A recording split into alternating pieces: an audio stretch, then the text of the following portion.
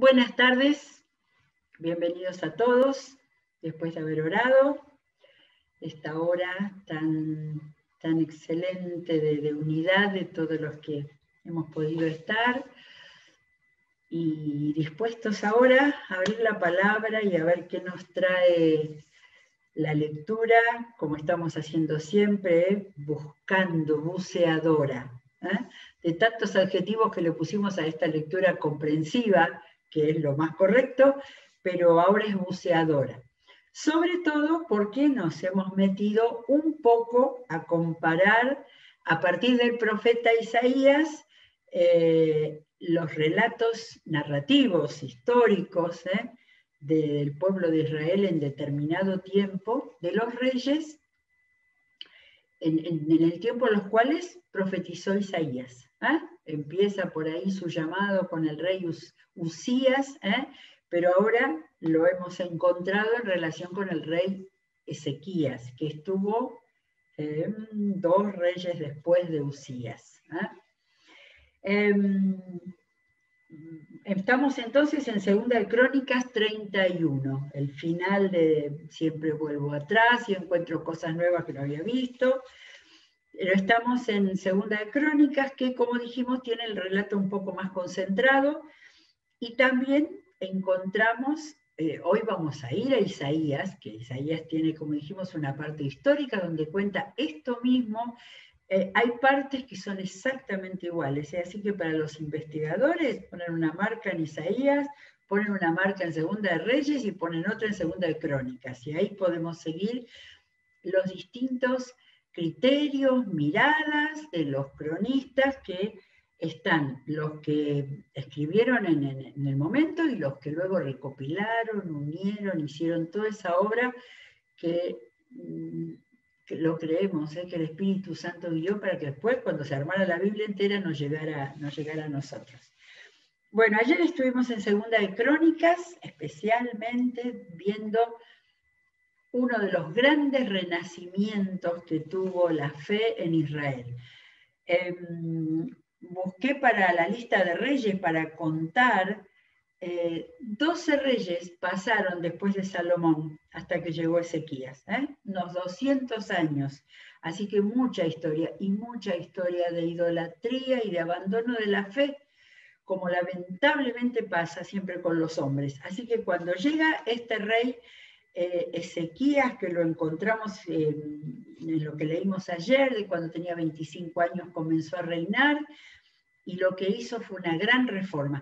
El que es famoso por la reforma es Josías, ya lo vamos a ver también, pero Ezequías fue el primero que hizo, después de Salomón, una vuelta a la fe, una vuelta a la entrega, porque el narrador, el cronista de Segunda de Crónicas, en estos capítulos alrededor del 30 en adelante, contaron la generosidad y las ofrendas y todo, pero sobre todo la palabra que resalta, la alegría del pueblo al haberse encontrado nuevamente con el Señor. La verdad es que no me acuerdo dónde cortamos ayer, pero reúno con el capítulo 31 porque hay un versículo precioso al final del 30-27, que dice, cuando después los sacerdotes y los levitas se pusieron de pie y bendijeron al pueblo, y el Señor los escuchó. Su oración llegó hasta el cielo, el lugar santo donde Dios habita. Esto no es relato histórico, pero esto es la mano del cronista que sintió que contar eso, seguramente se escribió tiempo después, pero al contar esto estaba sintiendo la presencia de Dios en estos capítulos, en este tiempo de... Gracias a Dios por la vida de Ezequías. Bueno, en el 31, porque nosotros tenemos que avanzar, vamos a leer el 31, 1 y 2, seguimos en Segunda de Crónicas. Dice, cuando terminó la fiesta, todos los israelitas que estaban allí recorrieron las ciudades de Judá para derribar las piedras sagradas y las imágenes de la diosa Aserá. También derribaron por completo los altares y los santuarios paganos que había en los territorios de Judá, Benjamín, Efraín y Manasés. ¿Podemos ver un mapa? No sé, no es el tiempo con la división exacta de las tribus del tiempo de Josué. A ver si este mapa más o menos, ven que están muy, muy diferentes los tamaños, pero acá necesitaríamos un experto, pero abajo está el gran territorio de Judá. Y pasado esa escena maravillosa, esa Pascua que festejaron y que fueron a buscar a los israelitas, a los del otro reino que había quedado después de Roboam, se acercaron ¿a dónde? ¿A quiénes? Y claro, a los que estaban más cercanos, vuelvo a leer, pero lo que fueron a hacer es a tirar los santuarios paganos. Derribaron por completo los altares y los santuarios paganos en los territorios de Judá, en los de ellos mismos, después Benjamín, Efraín y Manasés, subiendo hacia el norte. Así que evidentemente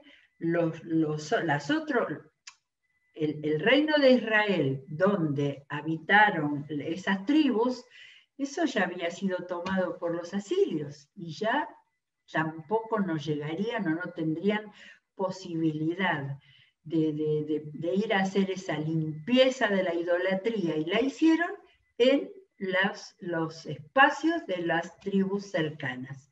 Así que ahí estaban Judá, Benjamín chiquito, como era el hijo más chico de Jacob, y después Efraín, la del centro de la división con Israel.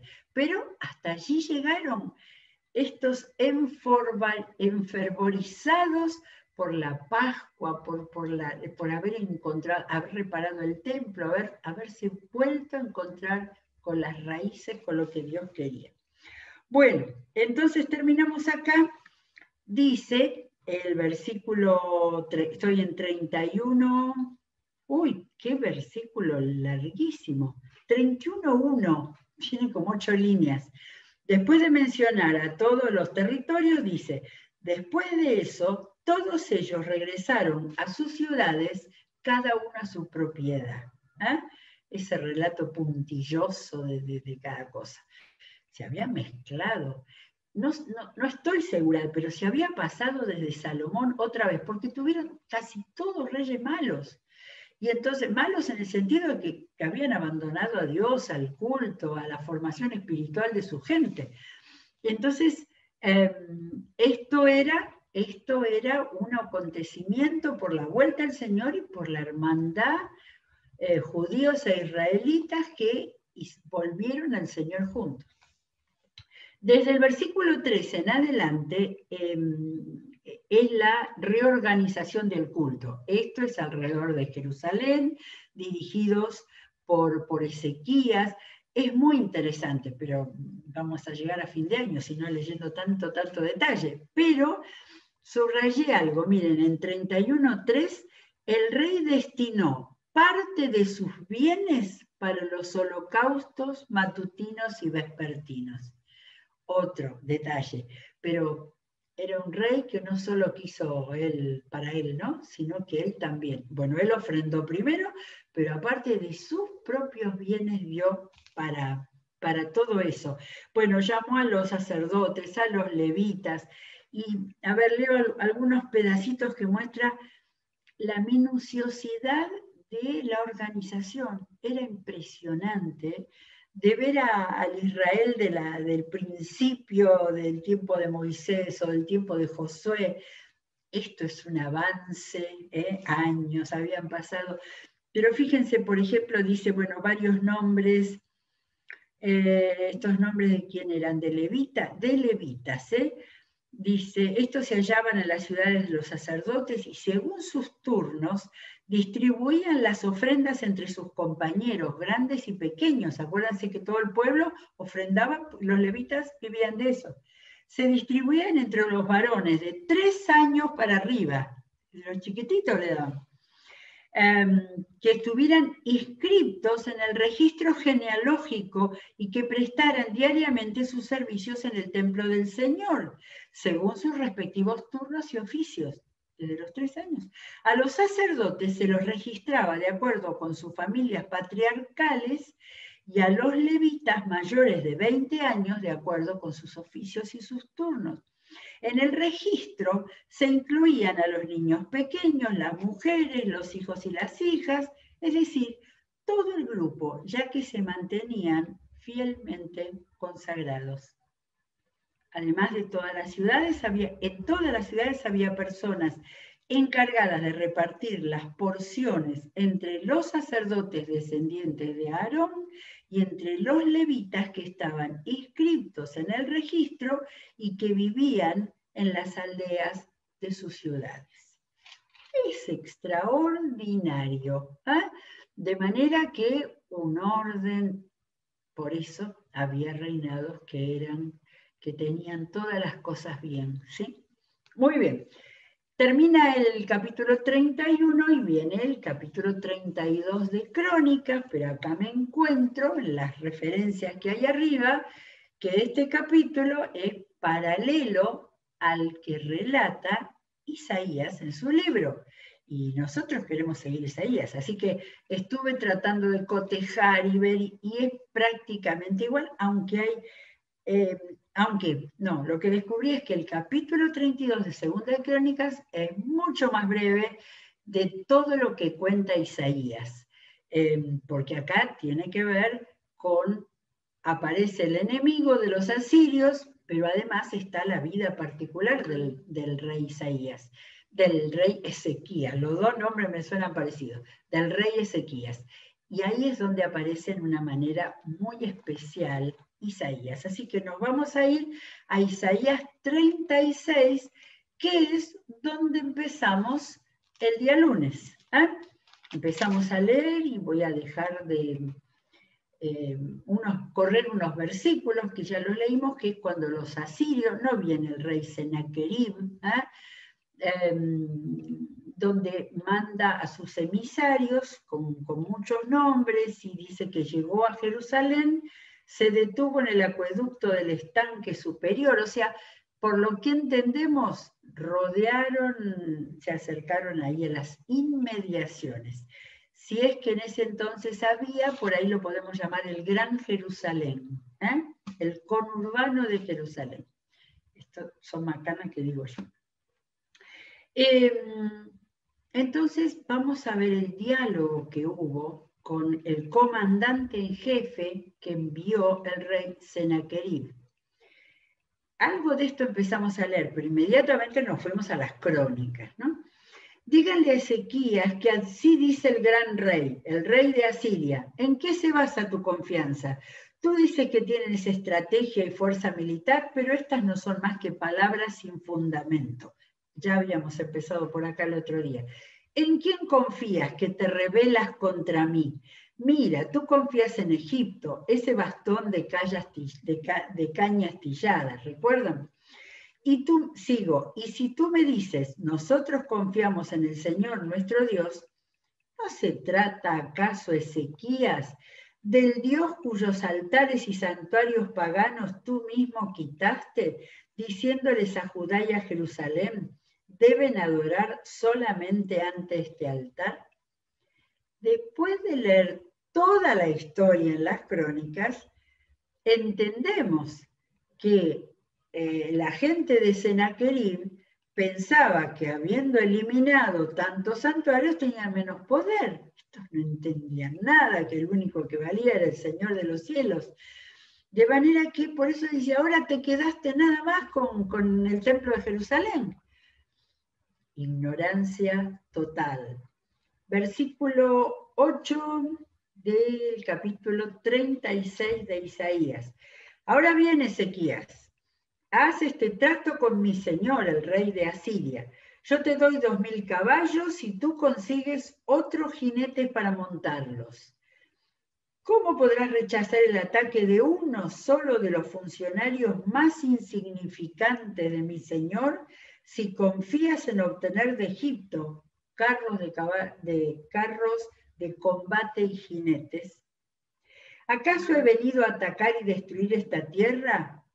¿Acaso he venido sin el apoyo del Señor? Si fue Él mismo quien me ordenó, marcha con este país y destrúyelo. Acá no busqué las referencias, pero a esta altura ya parte de Israel había sido tomado por los asirios. De manera que, y era el castigo del Señor, que había, hasta los asirios se habían enterado que ellos iban a ir como parte del castigo del Señor. Así que este comandante en jefe sabía toda la historia. Entonces, Eliaquín, Sebna y Joá le dijeron al comandante en jefe, estos eran de parte de los judíos, por favor, miren esto, hábleles usted a sus siervos, a ellos, en arameo, ya que lo entendemos. Los asirios hablaban en arameo. No nos hable en hebreo, que el pueblo que está sobre el muro nos escucha. Así que ellos querían arreglar con el comandante de Sennacherib y que la gente no se entere. Pero el comandante en jefe respondió, ¿acaso mi señor me envió a decirles estas cosas solo a ti y a tu señor y no a los que están sentados en el muro? Si tanto ellos como ustedes tendrán que comerse su excremento y beberse su orina. Qué poco fino era este comandante en jefe. Bueno, dicho esto, el comandante en jefe se puso de pie y a voz en cuello gritó en hebreo. Así que los asirios sabían su lengua arameo y sabían hebreo también. Observen la soberbia y la prepotencia. Oigan las palabras del gran rey, el rey de Asiria. Así dice el rey, no se dejen engañar por Ezequías. Él no puede librarlos. No dejen que Ezequías los persuada a confiar en el Señor, diciendo, sin duda el Señor nos librará. Esta ciudad, Jerusalén, no caerá en manos del rey de Asiria. No le hagan caso a Ezequías. Así dice el rey de Asiria. Hagan las paces conmigo y ríndanse. De este modo cada uno podrá comer de su vid y de su higuera y beber agua de su propio pozo. Qué manera de ofrecer para lograr la rendición, hasta que yo venga y los lleve a un país como el de ustedes, país de grano y de mosto, de pan y de viñedos, Asiria. No se dejen seducir por Ezequías cuando dice el Señor nos librará. ¿Acaso alguno de los dioses de las naciones pudo librar a su país de las manos del rey de Asiria? ¿Dónde están los dioses de Hamat y de Arfad? ¿Dónde están los dioses de Sefaryaim? ¿Acaso libraron a Samaria de mis manos? ¡Ay! Todos estos lugares lo tendremos en algún mapa. ¿En algún mapa del imperio asirio habrá? ¡Qué bárbaro! Es decir, poniéndoles delante todos los lugares que ellos ya habían cooptado. Ah, miren qué mapa. Acá están todos los grandes imperios que rodearon a la pobre Jerusalén ahí chiquitita con Judá, Egipto al sur, Babilonia todavía. A ver, nosotros estamos en el momento del rey Ezequías. Ya había caído el norte por mano de los asirios. Y los babilonios, o sea, el país de los caldeos, como dice ahí al sur, no habían todavía sometido a Siria. Así que estamos en este momento donde el imperio que dominaba era el de Asiria. Y fíjense las ciudades que acaba de leer del comandante en jefe. Sobre el Mediterráneo, la parte ya tomada por Asiria, está hablando de Riblá, Amat, Arpad, y faltaría toda la Aram, de donde había venido Abraham. Todo eso que, a ver, sería hoy Siria, Líbano, parte de Turquía, todo eso había tomado el imperio asirio y también había llegado hasta Samaria, solamente que Samaria no es así, está acá abajo, porque Samaria estaba bastante cerca del mar Mediterráneo. Este mapa es enorme y tenemos las distancias muy, muy chiquititas. Así que todos estos lugares les estaba tirando en la cara a Ezequías para que se asuste y para que tuviera temor y se rindiera y se entregara al rey de Asiria. Buenísimo, gracias Darío, qué mapa fantástico. Muy bien, entonces, le está gritando todo eso y nadie, fíjense, estoy en el 20, ¿cuál de todos los dioses de esos países ha podido salvar de mis manos a su país? ¿Cómo entonces podrá el Señor librar de mis manos a Jerusalén? Pero el pueblo permaneció en silencio y no respondió ni una sola palabra, que habían entendido en hebreo, porque el rey había ordenado no les respondan. Entonces, versículo 22, y terminamos el capítulo 36, entonces Eliakim, hijo de Hilquías, administrador del palacio de Jerusalén, el cronista Sebna, los cronistas, desde que los descubrimos pasaron a ser personajes importantes, estaba ahí el cronista Sebna y el secretario Joán, con las vestiduras rasgadas en señal de duelo, fueron a ver a Ezequías y le contaron lo que había dicho el comandante en jefe. Plenos rumores, guerras y rumores de guerras. Vamos al capítulo 37, a ver si aparece Isaías, porque hasta ahora Isaías ha trabajado sobre las crónicas de Israel. Algunas cosas estaban solamente en Segunda de Reyes y otras estaban en Segunda de Reyes y en Segunda de Crónicas.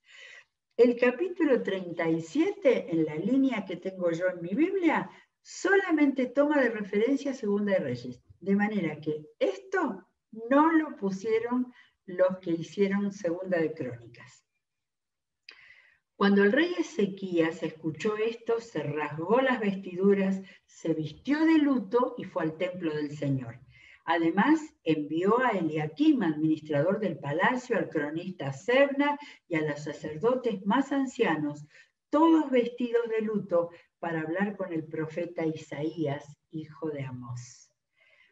Y le dijeron, así dice Ezequías, hoy es un día de angustia, castigo y deshonra, como cuando los hijos están a punto de nacer y no se tienen fuerzas para darlos a luz.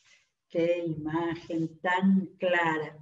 Tal vez el Señor tu Dios oiga las palabras del comandante en jefe, a quien su señor, el rey de Asiria, envió para insultar al Dios viviente. Que el Señor tu Dios lo castigue por las palabras que ha oído. Eleva, pues, una oración por el remanente del pueblo que aún sobrevive. ¿Ven? Acá tenemos la prueba de que ya toda la mayor parte de Israel había caído en manos de Asiria. Versículo 5, capítulo 37, este es el relato que Isaías en forma de prosa incluye en medio de toda la poesía de la profecía que Dios le dio. Cuando los funcionarios del rey Ezequías fueron a ver a Isaías, éste les dijo, díganle a su señor que así dice el Señor. No temas por las blasfemias que has oído y que han pronunciado contra mí los subalternos del rey de Asiria. Mira, voy a poner un espíritu en él, el rey de Asiria, de manera que cuando oiga cierto rumor se regrese a su propio país. Allí haré que lo maten a filo de espada. Cuando el comandante en jefe se enteró de que el rey de Asiria había salido de Laquis, se retiró y encontró al rey luchando contra Libná, una de las ciudades que vimos recién. Repito, cuando el comandante en jefe de Senaquerib se enteró de que el rey de Asiria había salido de Laquis, se retiró y encontró al rey luchando contra Libná. O sea que vino a avanzar sobre Jerusalén, sobre Judá y Jerusalén, y todavía estaba luchando en esas ciudades que ya las daba por sometidas. Luego, versículo 9, Senaquerib recibió el informe de que Tiracá, rey de Cus, había salido para luchar contra él. Al enterarse de esto, envió mensajeros a Ezequías para que le dijeran, tú, Ezequías, rey de Judá, no dejes que tu Dios, en quien confías, te engañe cuando dice, no caerá Jerusalén en manos del rey de Asiria. Sin duda te habrás enterado de lo que han hecho los reyes de Asiria en todos los países, destruyéndolos por completo. ¿Y acaso vas tú a librarte? ¿Libraron sus dioses a las naciones que mis antepasados han destruido? Gozán, Harán, Rezef y la gente de Edén que vivía en Telasar. ¿Dónde están el rey de Hamat, el rey de Arfad, el rey de la ciudad de Farbarayín, o de Na, o Ibá? Ahora, perdón, resulta que Sennacherib estaba en problemas con algunas de esas ciudades donde estaba luchando. Pero igual su prepotencia y su soberbia hacía que volviera a mandar al comandante para que siguiera amenazándolo a Ezequías. Ezequías tomó la carta de mano de los mensajeros y la leyó. Luego subió al templo del Señor y la desplegó delante del Señor. Esto hay que imaginarlo, ¿eh? No sé cómo sería la carta, un rollo sería, no va a ser en papel. Un rollo, y lo desplegó y se lo presentó al Señor en el templo. Y oró así: Señor Todopoderoso, Dios de Israel, entronizado sobre los querubines. ¿Se acuerdan todos los querubines que puso en estatua Salomón en el templo? Entronizado sobre los querubines, porque la presencia del Señor estaba sobre las estatuas. Solo tú eres el Dios de todos los reinos de la tierra. Tú has hecho los cielos y la tierra. Presta atención, Señor, y escucha. Abre tus ojos, Señor, y mira. Escucha todas las palabras que Sennacherib ha mandado decir para insultar al Dios viviente. Es verdad, Señor, que los reyes asirios han asolado todas estas naciones y sus tierras. Han arrojado al fuego sus dioses y los han destruido, porque no eran dioses, sino solo madera y piedra, obra de manos humanas. Ahora pues, Señor y Dios nuestro, sálvanos de su mano, para que todos los reinos de la tierra sepan que solo tú eres Señor. Me asombra mucho que esta hermosa oración de Ezequías solo esté en Segunda de Reyes, donde los cronistas estaban en ese tiempo contando, ¿no? Pero las crónicas que se escribieron después, al volver del exilio, no captaron esta maravillosa oración donde mostraba el corazón de Isaías. Bueno, falta poco, pero hay que terminar de leer cómo termina esta historia. Entonces Isaías, hijo de Amós, le envió este mensaje a Ezequías.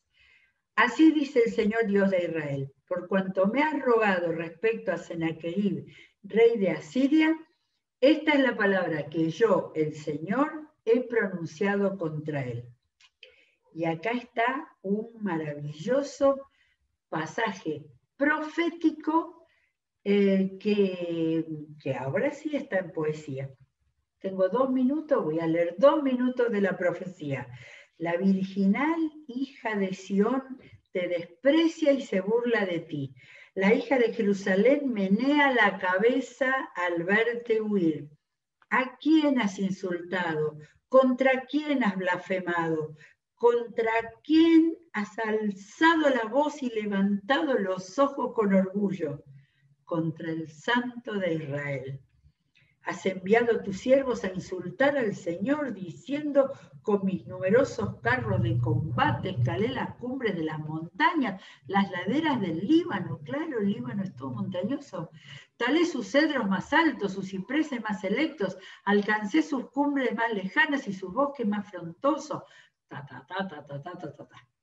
Toda la verborragia de Sennacherib, el Señor se la estaba devolviendo. Pero saben, es largo esta profecía, así que mañana la vamos a leer completa desde el comienzo. ¿Saben cómo termina este capítulo 37 de Isaías? Con la muerte de Sennacherib.